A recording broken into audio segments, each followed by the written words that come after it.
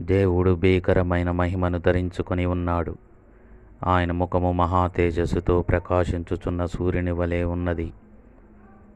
సమీపించరాని తేజస్సులో ఆయన మాత్రమే వసించుచు అమరత్వం కలిగి ఉన్నాడు. మనుషులలో ఎవడునూ ఆయనను చూడలేదు, ఎవడునూ చూడనేరడు.